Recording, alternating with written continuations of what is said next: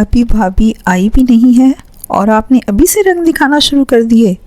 ابتہاج منہ بناتے ہوئے بولا تھا۔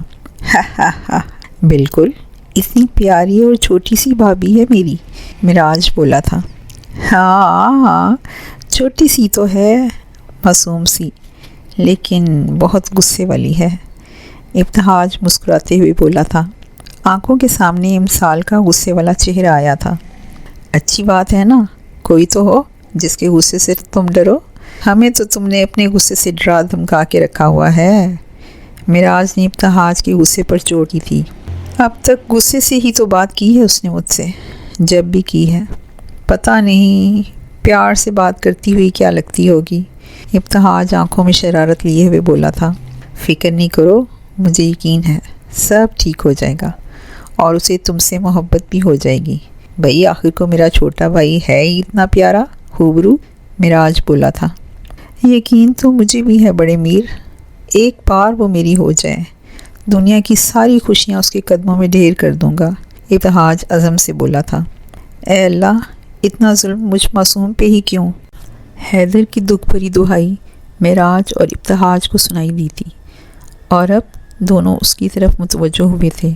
صحیح ہے بھئی، پارٹی بدل لی، مجھے نکال دیا دونوں نے اپنی ٹیم سے، لیکن میں نے سب سن لیا ہے۔ حیدر کی بات پر معراج اور ابتہاج دونوں ہنسے تھے، اور پھر تینوں کا پاگل پن شروع ہو گیا تھا۔ تینوں بھائی اپنی باتوں میں مصروف تھے، لیکن تینوں ہی نہیں جانتے تھے کہ کوئی پیچھے کھڑا ان کی باتیں سن چکا ہے۔ رات کے کھانے کے بعد ابتہاج اپنے والدین کے کمرے کے باہر کھڑا دروازے پہ دستک دے رہا تھا۔ آج وہ انہیں امسال کے بارے میں بتانا چاہتا تھا۔ جنت بیگم نے دروازہ کھولا تھا، اور اب ابتہاج اپنے والدین کے سامنے ادب سے بیٹھا تھا۔ برخوردار، آج کیسے تم یہاں کا رستہ بھول گئے؟ جہانگیر صاحب کوئی کتاب پڑھنے میں مصروف تھے، اسے بند کرتے ہوئے ابتہاج سے مخاطب ہوئے تھے۔ بابا، آپ تو ایسے بول رہے ہیں جیسے میں یہاں کبھی آتا ہی نہیں ہوں، ابتہاج منہ بناتے ہوئے بولا تھا۔ کیا فرمائش لے کر آئے ہو یہ بتاؤ؟ جہانگیر صاحب کو ابتہاج آج بھی وہ چھوٹے والا ابتہاج لگتا تھا جو اپنی فرمائشوں کی پوٹلی اٹھائے ان کے پاس آتا تھا۔ آج بھی وہ اپنی فرمائش لے کر آیا تھا، بس فرق یہ تھا کہ آج وہ کوئی چھوٹا بچہ نہیں بلکہ 25 سالہ جوان مرد تھا۔ آپ کو کیسے پتہ میں فرمائش لے کر آیا ہوں؟ ابتہاج مصنوعی حیرت سے بولا تھا۔ باپ ہوں میں تمہارا، تمہاری رگ رگ سے واقف ہوں، یہ بال ایسے ہی دھوپ میں سفید نہیں کیے ہیں میں نے، جہانگیر صاحب محبت سے بولے تھے۔ لیکن بابا، آپ کے بال تو براؤن ہیں، ابتہاج لہجے میں شوخی اور آنکھوں میں شرارت لیے بولا تھا۔ جہانگیر صاحب نے اسے گوری سے نوازا تھا۔ یہ سچ تھا کہ جہانگیر صاحب نے خود کو بہت اچھے سے مینٹین کر کے رکھا ہوا تھا۔ باقاعدہ ایکسرسائز اور کچھ ان کی خاندانی جینز کا کمال تھا، جس کی وجہ سے وہ اپنی عمر سے چھوٹے لگتے تھے۔ بالوں میں کہیں کہیں ہلکی سفیدی تھی جو غور کرنے پر نمایاں ہوتی تھی، ورنہ وہ اپنے بیٹوں کے بڑے بھائی لگتے تھے۔ پھر کوئی نئی گاڑی چاہیے ہوگی صاحب زادے کو، جنت بیگم بیڈ پر بیٹھتے ہوئے بولی تھیں۔ ابتہاج گاڑیوں کا بہت شوقین تھا، اور کچھ مہینوں بعد مارکیٹ میں آئی نئی گاڑی اسے چاہیے ہوتی تھی، لیکن اپنی بلیک لینڈ کروزر سے وہ بے پناہ محبت کرتا تھا، کیونکہ وہ اس کی زندگی میں ملنے والی پہلی گاڑی تھی جو اس کی ملکیت تھی۔ نہیں ماما، آج گاڑی کی فرمائش کرنے نہیں آیا میں، ابتہاج ہنستے ہوئے بولا تھا۔ تو پھر اب بول بھی دو۔ میں شادی کرنا چاہتا ہوں، بلا ابتہاج بہت آرام سے اپنی بات کہہ گیا۔ تم سچ کہہ رہے ہو؟ جنت بیگم خوشی سے بولی تھیں۔ انہیں یقین نہیں آ رہا تھا کہ ان کا یہ بیٹا جو لڑکیوں سے دور بھاگتا ہے کبھی شادی کی بات کرے گا۔ جی بالکل میری پیاری پیاری ماما، ابتہاج جنت بیگم کو یقین دلا رہا تھا، جبکہ جہانگیر صاحب چپ کر کے ان کی باتیں سن رہے تھے۔ پھر پریشا کیسی رہے گی؟ مجھے تو بھائی بہت پسند ہے، وہ گھر کی بچی ہے، ہماری آنکھوں کے سامنے بڑی ہوئی ہے، خوبصورت بھی بہت ہے، ماشاءاللہ تمہارے ساتھ خوب جچے گی۔ جنت بیگم نے اپنی خواہش کا اظہار کیا۔ بلا شبہ پریشا بہت خوبصورت تھی، مجھے نہیں پسند وہ، اور ویسے بھی میں نے اسے ہمیشہ اپنی بہن ہی سمجھا ہے۔ پریشا کا نام سن کر ابتہاج کا حلق تک کڑوا ہو گیا تھا۔ ہاں تو اس میں کون سی بڑی بات ہے؟ پہلے نہیں سوچا تھا تو اب سوچ لو۔ جنت بیگم کو شاید پریشا کو ہی اپنی بہو بنانا تھا۔ میرے ساتھ جو جچے گی نا اسے میں پسند کر چکا ہوں ماما، ابتہاج بہت چل انداز میں بولا تھا، اور اس کا یہی چل انداز کب غصے میں تبدیل ہو جاتا تھا یہ اسے خود بھی پتہ نہیں چلتا تھا۔ کیا مطلب ہے تمہارا؟ جنت بیگم نے آئی برو اچکا کر پوچھا تھا۔ مطلب یہ کہ آپ کی ہونے والی بہو کو میں بہت پہلے پسند کر چکا ہوں، اس کا نام امسال ہے، میں محبت کرتا ہوں امسال سے اور اسی سے شادی کروں گا، ابتہاج نے تفصیلی جواب دیا۔ کہیں یہ بچی وہی تو نہیں جو ہماری کمپنی میں جاب کرتی تھی؟ اتنے عرصے میں پہلی بار جہانگیر صاحب بولے تھے۔ انداز حیرت انگیز تھا۔ جی بابا یہ وہی ہے، امسال حمدان صدیق، ابتہاج نے ان کو بتایا۔ ماشاء اللہ، اچھی اور پیاری بچی ہے وہ، مجھے کوئی اعتراض نہیں۔ کب جانا ہے اس کے گھر؟ جہانگیر صاحب بہت پہلے ہی امسال کی جانب ابتہاج کا جھکاؤ نوٹ کر چکے تھے اور انہیں اپنے بیٹے کی خوشیاں بہت عزیز تھیں۔ میں تو کہتا ہوں ابھی ہی چلے جائیں۔ پر بابا آپ لوگ کل جائیے گا، ابتہاج ہنستے ہوئے بولا تھا۔ ٹھیک ہے، مجھے ایڈریس دے دو، ہم کل ہی جائیں گے، جہانگیر صاحب نے فیصلہ کیا تھا۔ تھینک یو سو مچ بابا، آئی لو یو، ابتہاج خوشی سے اپنے بابا کے گلے ملا تھا، جس پر جہانگیر صاحب نے مسکرا کر لو یو ٹو کہا تھا۔ مجھے نہیں منظور یہ رشتہ، آخر آپ اپنے بھائی کی بیٹی پہ کسی باہر کی لڑکی کو کیسے فوقیت دے سکتے ہیں؟ جنت بیگم نے اعتراض کیا تھا۔ ابتہاج جا چکا تھا۔ مجھے صرف اور صرف اپنے بیٹے کی خوشی عزیز ہے بیگم، اور میں وہی کروں گا جس میں اس کی مرضی شامل ہوگی۔ ویسے بھی وہ بچی بہت سلجھی ہوئی اور ذہین ہے، جہانگیر صاحب فیصلہ کر چکے تھے اور اس پر سے انہیں کوئی نہیں ہٹا سکتا تھا۔ جہانگیر صاحب نے ابتہاج اور معراج کی تمام باتیں سن لی تھیں، لیکن آدھی انہیں اس بات کی خبر نہ تھی کہ امسال اس شادی کے لیے دل سے راضی نہیں، اور یہ بھی کہ ان کا لاڈلا بیٹا اس سے زبردستی شادی کر رہا ہے، کیونکہ اگر ان کے علم میں یہ بات ہوتی تو وہ کبھی ایسا نہ ہونے دیتے۔ اگر امسال یا اس کے والدین جہانگیر صاحب سے یہ مدد مانگتے تو وہ یہ شادی کسی بھی صورت میں نہ ہونے دیتے، لیکن یہ بات امسال یا اس کے والدین کو بتاتا کون؟ شاید اللہ کو کچھ اور ہی منظور تھا۔ اگلے روز جہانگیر صاحب اور جنت بیگم امسال کے گھر آئے تھے، اپنے چھوٹے بیٹے میر ابتہاج جہانگیر کا رشتہ لے کر۔ امسال کے والدین کو جہانگیر صاحب بہت سلجھے ہوئے اور بھلے آدمی لگے تھے۔ خانہ پوری کے لیے حمدان صاحب نے کچھ دنوں کا وقت مانگا تھا، جواب تو انہیں ابتہاج کی مرضی کا ہی دینا تھا۔ 3 روز کے بعد امسال کے گھر والوں نے ہاں میں جواب دیا تھا۔ جہانگیر مینشن میں شادی کی تیاریاں بہت زور و شور سے شروع ہو چکی تھیں۔ آخر کو گھر کے آخری اور لاڈلے سپوت کی شادی ہونے والی تھی۔ ابتہاج کی خوشی کا کوئی ٹھکانہ نہیں تھا، اس کی محبت اسے بہت جلد ملنے والی تھی، یہ سوچ کر ہی وہ خوشی سے پاگل ہو رہا تھا۔ ابتہاج کی شادی ہونے والی ہے، یہ خبر حویلی والوں کو بھی پتہ چل گئی تھی، اور پریشے کے لیے تو اس کی دنیا ہی الٹ گئی تھی۔ 3 دن سے وہ اپنی محبت کا ماتم منا رہی تھی، نہ کچھ کھا رہی تھی نہ ہی پی رہی تھی، بس دکھ کی مورت بنے اپنے کمرے میں رہتی تھی۔ رومانہ بیگم اپنی بچی کا یہ حال دیکھ کر خاصی پریشان تھی، لیکن انہوں نے یہ بات حویلی میں کسی کو بھی پتہ چلنے نہ دی تھی۔ جنت بیگم کو امسال کچھ خاص پسند نہیں آئی تھی، جبکہ وہ بہت خوبصورت تھی۔ اس ناپسندیدگی کی وجہ اس کا مڈل کلاس گھرانے سے تعلق رکھنا تھا، لیکن وہ کسی بھی قسم کا اعتراض نہیں کر پائی تھیں۔ جنت بیگم مغرور تو نہ تھیں، لیکن اپنے اتنے خوبصورت بیٹے کے لیے وہ بہو بھی کسی امیر خاندان سے لانا چاہتی تھیں۔ امسال کی طرف سے جنت بیگم کا دل خراب کرنے میں بہت بڑا ہاتھ رومانہ بیگم کا تھا، جو وقتاً فوقتاً انہیں تیلی لگاتی رہتی تھیں۔ جنت بیگم ان کے مکار کھیل کو سمجھ نہیں پا رہی تھیں۔ امسال کے حصے میں ابھی اور کتنی مشکلات آنے والی تھیں، یہ اللہ کی ذات کے سوا کوئی نہیں جانتا تھا۔ امسال کے گھر والوں کی طرف سے جواب موصول ہونے کے بعد ایک بار پھر جہانگیر صاحب جنت بیگم کے ہمراہ شادی کی تاریخ طے کرنے آئے تھے۔ اس بار معراج بھی ان کے ساتھ تھا۔ تو بھائی صاحب پھر کیا سوچا ہے آپ نے، کب کی تاریخ رکھی جائے؟ میر جہانگیر نے بات کا آغاز کیا۔ جیسے آپ کو مناسب لگے، بس ہمیں کچھ وقت درکار ہے تیاری کے لیے، حمدان صاحب نے جواب دیا۔ دیکھیں بھائی، اللہ نے ہمیں ہر چیز سے نوازا ہے، بلکہ اوقات سے بڑھ کر ہی نوازا ہے، الحمدللہ۔ ہمیں کسی بھی چیز کی ضرورت نہیں ہے، اس لیے آپ اس کی فکر نہ کریں، ہمیں تو بس اپنی بیٹی چاہیے۔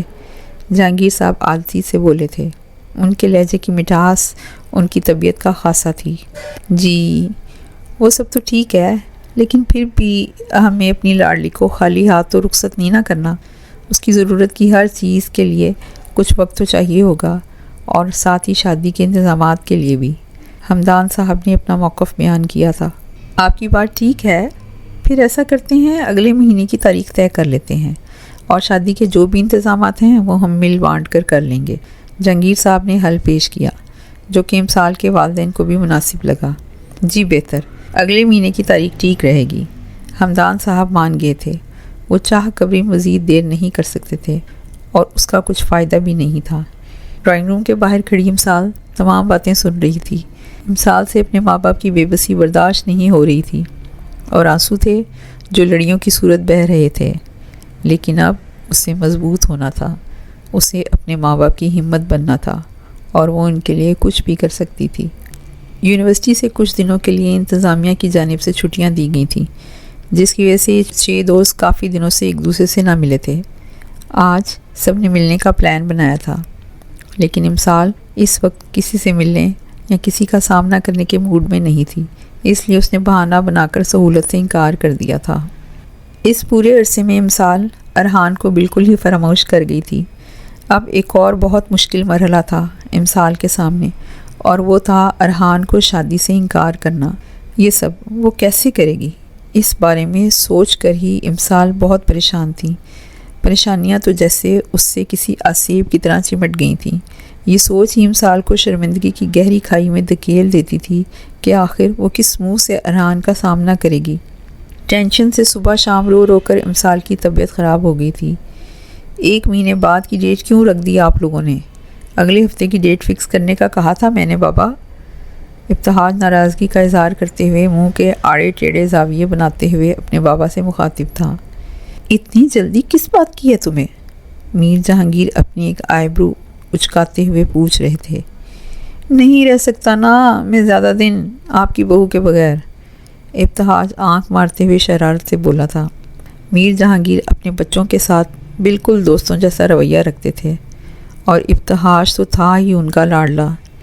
ادھر آؤ ذرا، میں تمہارا سارا چچورپن نکالتا ہوں، جہانگیر صاحب نے آنکھیں دکھاتے ہوئے کہا تھا، لیکن وہ صرف مذاق کر رہے تھے، کیونکہ ابتہاج اپنے بابا سے ایسی ہی بات کرتا تھا۔ بابا میری محبت کو چچورپن تو نہ کہیں، ابتہاج کسی چھوٹے بچے کی طرح منہ پھلائے بولا تھا۔ زیادہ باتیں نہیں کرو میرے ساتھ، کام کرو جا کے اپنا، مجھے 2 گھنٹے کے اندر پریزنٹیشن مکمل چاہیے، گاٹ اٹ؟ جہانگیر صاحب اپنے ورک موڈ میں آ گئے تھے۔ جہانگیر صاحب کو ہر کام میں پرفیکشن چاہیے ہوتی تھی۔ ابتہاج بہت اچھے سے جانتا تھا کہ جہانگیر صاحب کے 2 گھنٹے کا مطلب 2 گھنٹے ہی تھا، اس سے 1 منٹ بھی زیادہ نہیں۔ جہانگیر صاحب آفس میں اپنے بیٹوں کا بالکل بھی لحاظ نہیں کرتے تھے، اور غلطی پر انہیں بھی وہی کچھ سننا پڑتا تھا، ان کی بھی ویسی ہی شامت آتی تھی جیسے کسی بھی عام امپلائی کی۔ یہی وجہ تھی کہ جہانگیر صاحب کو ان کی کمپنی کا ایک امپلائی پسند کرتا تھا۔ وہ اپنے بیٹوں اور باقی لوگوں میں فرق نہ کرتے تھے۔ دولہے سے کون کام کرواتا ہے بابا، بہت ظالم ہیں آپ، ابتہاج کہتا ہوا باہر چلا گیا تھا، جبکہ جہانگیر صاحب نے مسکرا کر نفی میں سر ہلایا تھا۔ ابتہاج کافی دیر سے امسال کو کال کر رہا تھا، لیکن اس کا فون مسلسل بند جا رہا تھا۔ ابتہاج کو امسال سے ملنا تھا، اور وہ یہ بھی جانتا تھا کہ امسال اس سے کبھی نہیں ملے گی۔ میر ابتہاج بہت محنت کرنی پڑے گی بیٹا تجھے ابھی، ابتہاج خود سے مخاطب تھا۔ نظریں سامنے رکھے لیپ ٹاپ کی اسکرین پر تھیں۔ تمہاری یہی ہنسی تمہارے چہرے پر واپس لے کر آؤں گا میری جان، یہ میرا وعدہ ہے تم سے، اور میر ابتہاج اپنے وعدے کبھی نہیں توڑتا۔ اب بھی ابتہاج اسکرین پر نظریں جمائے بولا تھا، جس پہ امسال کی تصویر تھی، جس میں وہ کھلکھلا کر ہنس رہی تھی۔ امسال کی ایسی ہی بہت سی تصویریں ابتہاج کے لیپ ٹاپ میں تھیں، اور ان میں سے بہت سی تصویریں اس نے خود کھینچی تھیں۔ امسال کے بخار میں کمی آئی تھی، لیکن کمزوری اب بھی تھی۔ دعاؤں کے زیر اثر امسال بے وقت سو رہی تھی، اور اب رات کا 1 بج رہا تھا، لیکن اسے نیند نہیں آ رہی تھی۔ امسال اپنے کمرے میں موجود اپنے سب سے پسندیدہ کام کر رہی تھی اور وہ تھا ناول پڑھنا۔ امسال پڑھنے میں مصروف تھی جب اسے ایسا محسوس ہوا جیسے گیلری میں کوئی کھڑا ہے۔ اب امسال کی ساری توجہ اس طرف تھی اور ڈر بھی لگ رہا تھا جن وغیرہ سے۔ سب کی طرح وہ بھی بہت ڈرتی اور ویسے بھی آدھی رات ہو رہی تھی۔ شیطانی خیالات تھے کہ دوڑے دوڑے اس کے دماغ میں آ رہے تھے۔ امسال یہی سوچ رہی تھی کہ اب کیا کرے جب اسے ایک سایہ نظر آیا جو گیلری میں یہاں سے وہاں چلتا محسوس ہو رہا تھا۔ امسال نے اپنے منہ پر سختی سے ہاتھ رکھ لیا تھا، لیکن پھر دماغ میں ایک خیال آیا کہ کہیں کوئی چور نہ ہو۔ یہ سوچ کر امسال نے ہمت کی تھی اور ناول بیڈ پر رکھ کر وہاں سے بغیر آواز کیے اٹھی تھی۔ کمرے کے ایک کونے میں موجود اسٹڈی ٹیبل پر فروٹ باسکٹ رکھی تھی جس میں سے امسال نے چھری اٹھائی تھی اور ساتھ ہی دوسرے ہاتھ میں سائڈ ٹیبل پر موجود گلدان اٹھا لیا تھا۔ اپنی حفاظت کے لیے چیزیں ہاتھ میں پکڑے امسال اب گیلری کی جانب بڑھی تھی کہ اچانک گیلری کا دروازہ کھلا تھا۔ امسال ایک دم سے بدحواس ہو گئی تھی اور آنے والے پر چھری سے وار کر بیٹھی تھی۔ سامنے والے کو مار کر اب چیخنے کے لیے منہ کھولا ہی تھا کہ اس کے منہ پر کسی کے بھاری ہاتھ نے اس کی چیخ کو اسی پل دبا دیا تھا۔ ابتہاج کا دل کسی بھی طور سکون نہ لے رہا تھا۔ اسے ہر حال میں امسال سے ملنا تھا۔ دل کی ضد کے آگے ہار کر آخر کو رات 12:30 بجے ابتہاج نکل گیا تھا امسال سے ملنے۔ رات کا وقت تھا اس لیے روڈ پر زیادہ ٹریفک نہیں تھی۔ ابتہاج تیز ڈرائیو کرتا ہوا 20 منٹ بعد امسال کے گھر کے نیچے کھڑا تھا۔ ایک بار پھر امسال کو کال کی تھی لیکن اس کا فون ابھی بھی بند جا رہا تھا۔ اب ایک ہی راستہ تھا امسال تک پہنچنے کا اور وہ تھا امسال کے کمرے کی گیلری تک جاتا پائپ۔ کیسے دن آ گئے ہیں میرے، اب یہ بھی کرنا پڑے گا مجھے، ابتہاج پائپ کو دیکھتے ہوئے بولا تھا۔ 5 منٹ کی محنت کے بعد ابتہاج اوپر چڑھ گیا تھا اور امسال کی گیلری میں کودا تھا۔ یہ اس کے لیے کوئی مشکل کام نہیں تھا۔ ابتہاج مارشل آرٹس میں بلیک بیلٹ تھا۔ پائپ پر چڑھنا تو اس کے بائیں ہاتھ کا کھیل تھا۔ گیلری کا دروازہ لاک تھا اور اب ابتہاج وہیں ٹہلتے ہوئے سوچ رہا تھا کہ دروازہ کیسے کھولے۔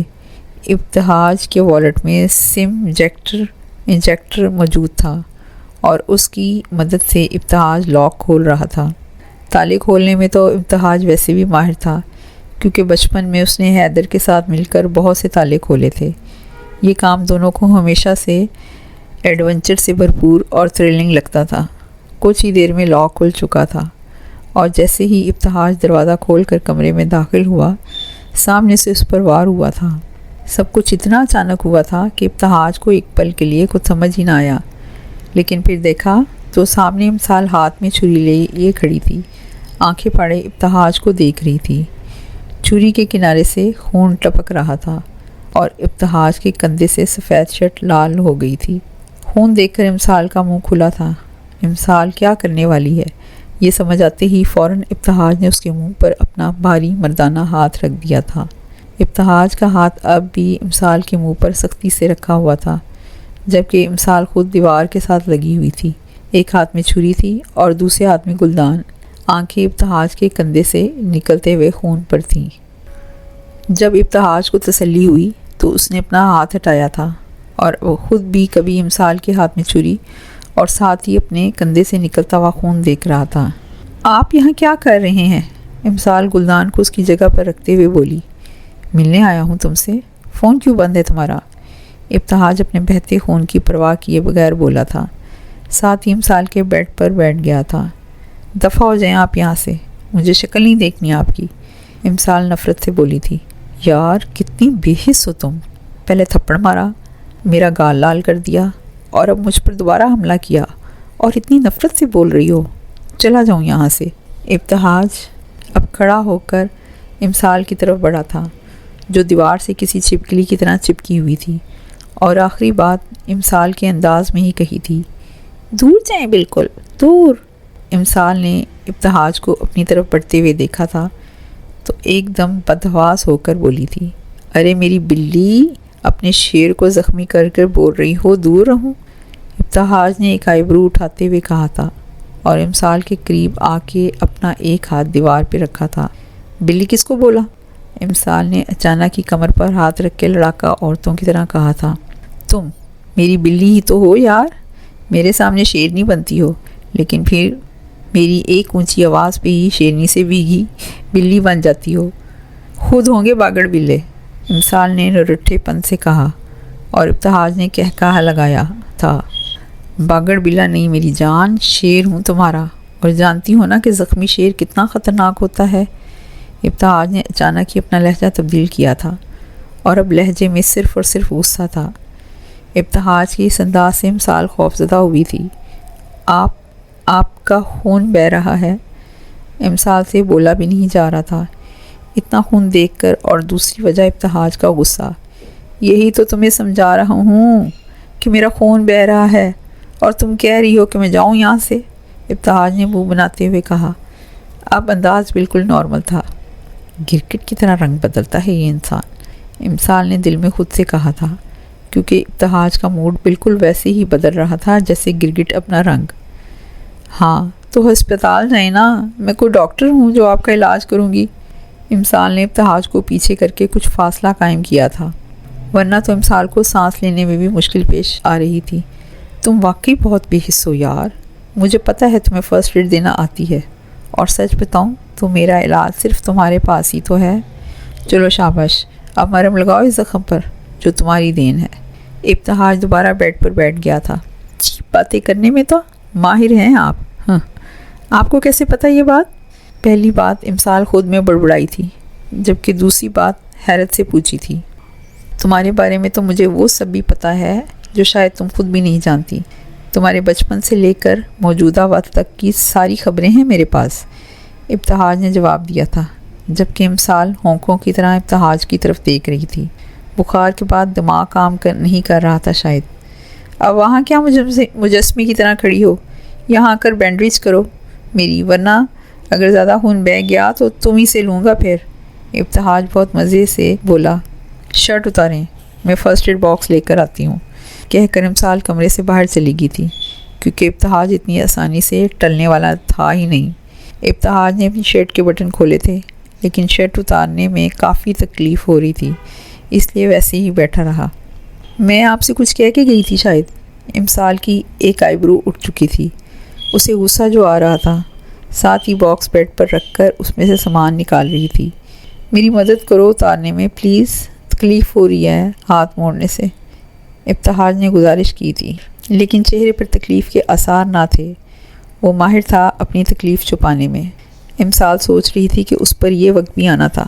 امسال کو اچھا نہیں لگ رہا تھا ابتہاج کو اس حال میں دیکھ کر، پھر چاہے سامنے وہ ظالم ہی کیوں نہیں تھا، آخر کو یہ امسال کی وجہ سے ہی ہوا تھا۔ ایسی ہی تھی امسال، اس کی وجہ سے کسی کو تکلیف پہنچے یہ اسے ہرگز بھی قبول نہیں تھا۔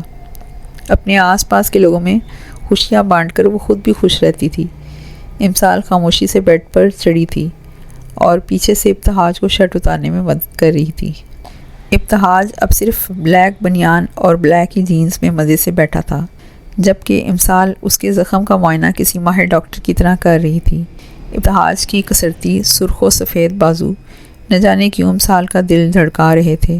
یہ وقت امسال کے لیے مشکل ہونے والا تھا، یہ سوچ اس کے دماغ میں آئی تھی، جس پہ اس نے خود کو کافی ڈپٹا تھا۔ اچھے ہیں نا؟ ابتہاج کی آنکھیں شرارت سے بھری ہوئی تھیں۔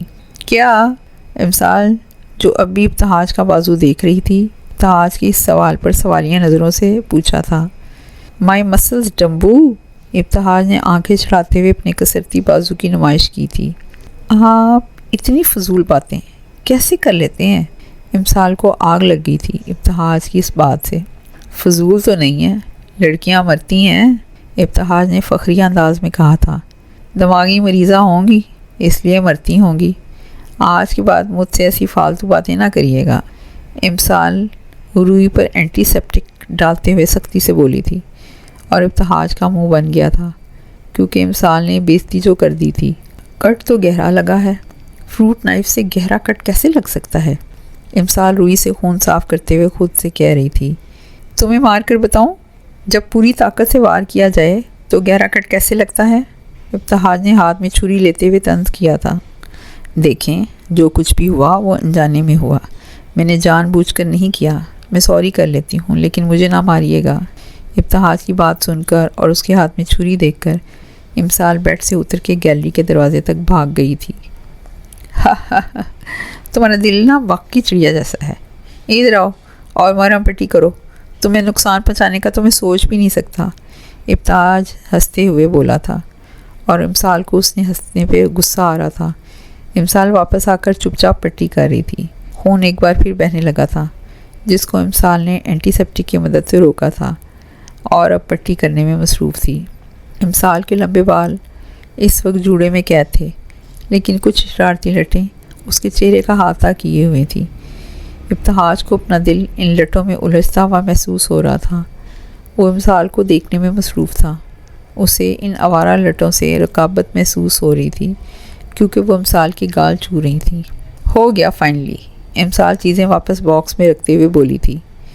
اتنے پیار سے بینڈیج کی ہے تم نے، اگر ایسے ہی کرو گی تو میں روز کو زخمی کر کے تمہارے پاس آ جایا کروں گا۔ قسم سے اس زخم سے محبت ہو گئی ہے مجھے۔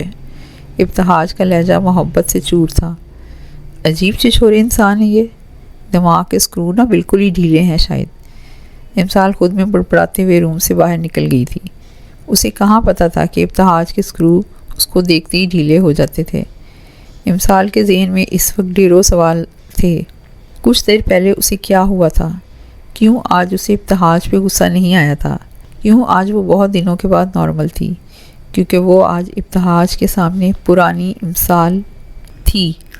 ان تمام سوالوں کا جواب اس کے دماغ میں یہی تھا کہ ابتہاج اس کی وجہ سے زخمی ہوا تھا، اس لیے وہ کچھ نرم تھی، اور بس۔ چھوٹے، تم رات کی اس پہر میں کہاں ہو؟ کال اٹھاتے ہی پہلا سوال یہی کیا گیا۔ امسال کے باہر جانے کے بعد ابتہاج کا فون بجا تھا۔ ارے رے، نہ سلام نہ دعا، ابتہاج ہنستے ہوئے بولا تھا۔ او ہاں، السلام علیکم۔ میں پریشان ہو گیا تھا کیونکہ تم ایسے مجھے بغیر بتائے نہیں جاتے ہو۔ میر مراج کے لہجے میں اپنے چھوٹے بھائی کے لیے فکر تھی۔ وعلیکم السلام۔ وہ کیا ہے نا کہ میں ایک ضروری مشن پہ نکلا ہوا ہوں، بس دعا کریں کہ شہید نہ ہو جاؤں، کیونکہ یہاں حالات خاصے خراب چل رہے ہیں۔ آپ کو اس لیے نہیں بتایا کیونکہ اب آپ بیوی والے ہو گئے ہیں، اور ایسے ڈسٹرب کرنا مجھے مناسب نہیں لگا۔ ابتہاج مزاحیہ انداز میں بولا تھا۔ میں بہت اچھے سے سمجھ رہا ہوں کہ تم کون سے مشن پہ ہو۔ تم سدھر جاؤ ابتہاج، ورنہ میں بابا سے کہہ کر تمہیں ٹھیک کرواؤں گا۔ میرا سیریس تھا۔ اب آپ دھمکیاں تو نہ دینا مجھے بڑے میر، ابتہاج ناراض ہوتے ہوئے بولا۔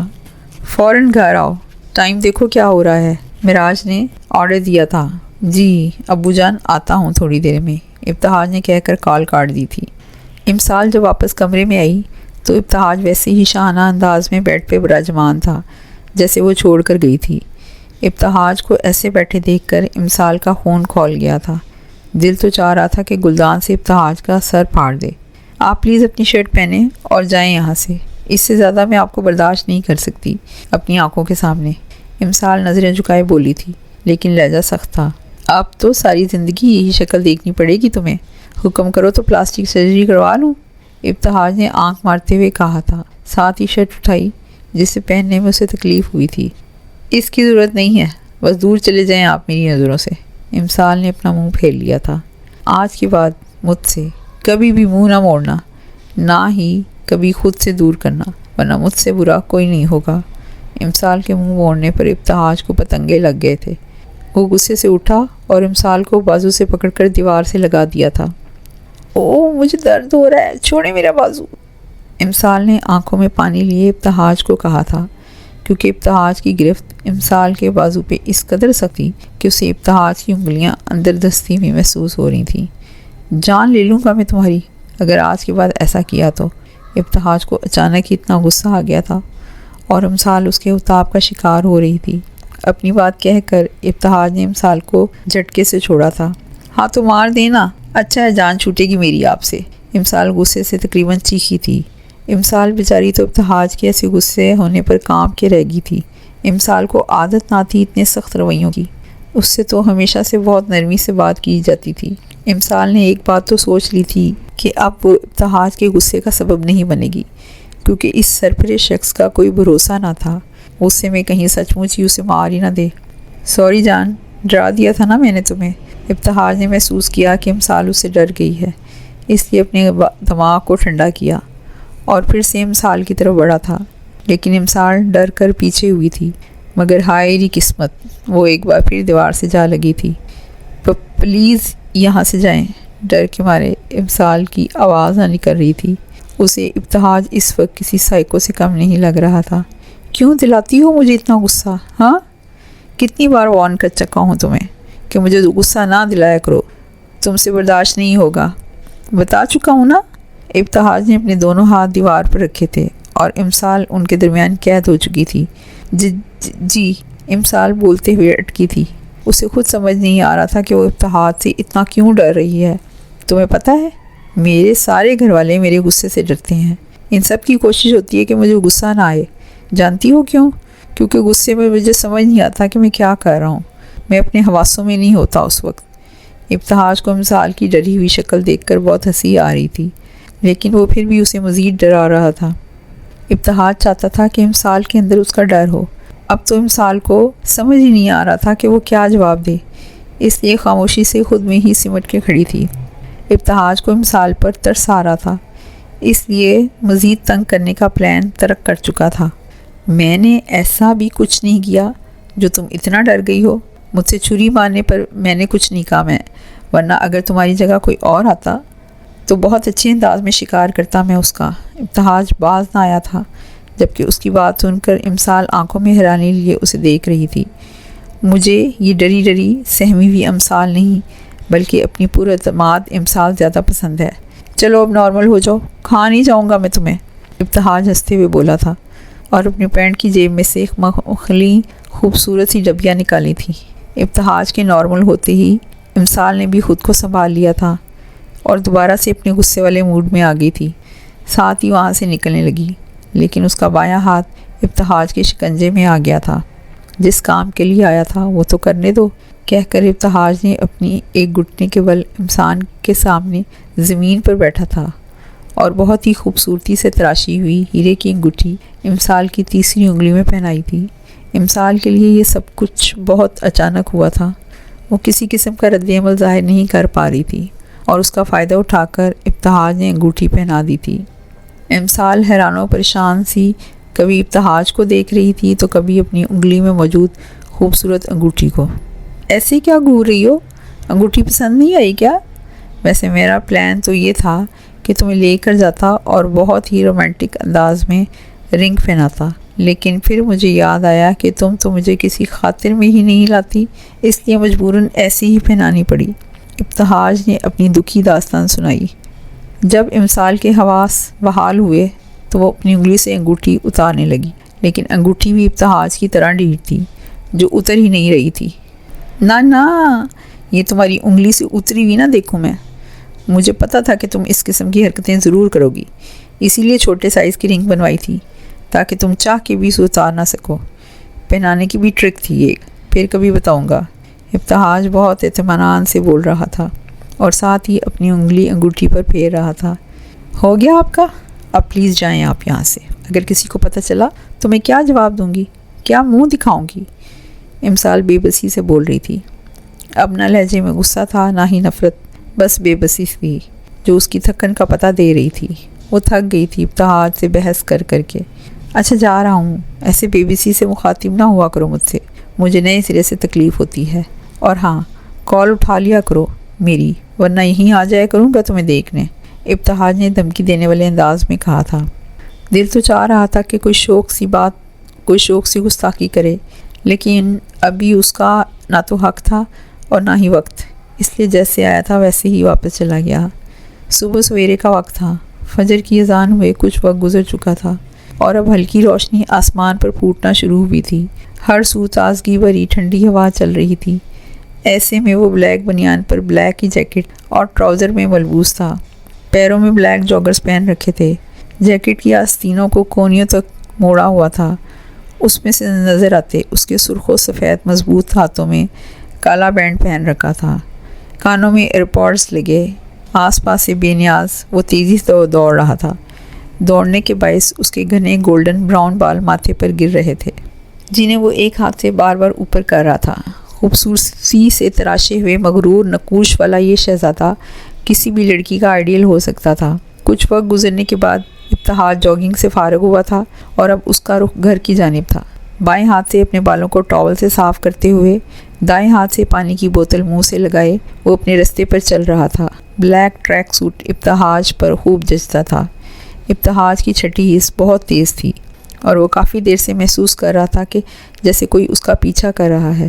چلتے چلتے ابتہاج اچانک سے پلٹا، جب اس کی نظر اپنے سے کچھ فاصلے پر محتاط ہو کر چلتی ہوئی دو لڑکیوں پر پڑی تھی، جو ابتہاج کے پلٹنے پر گھبرا کر اپنی جگہ رک گئی تھیں۔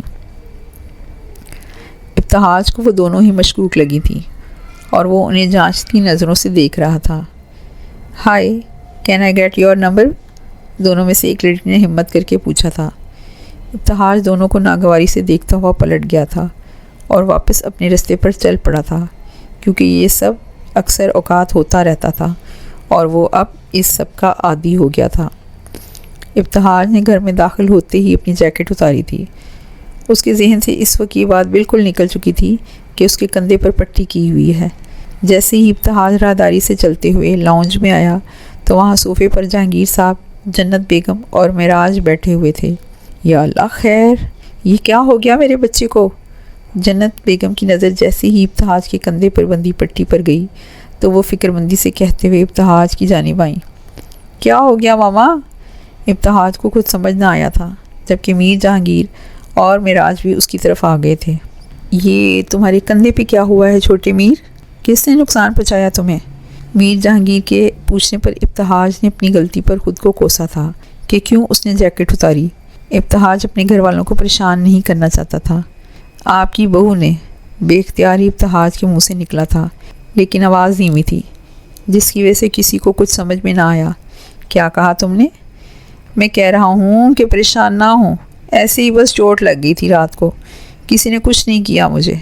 آپ کو لگتا ہے کہ مجھے کوئی کچھ کر سکتا ہے؟ ابتہاج نے اپنی والدہ کو تسلی دی تھی۔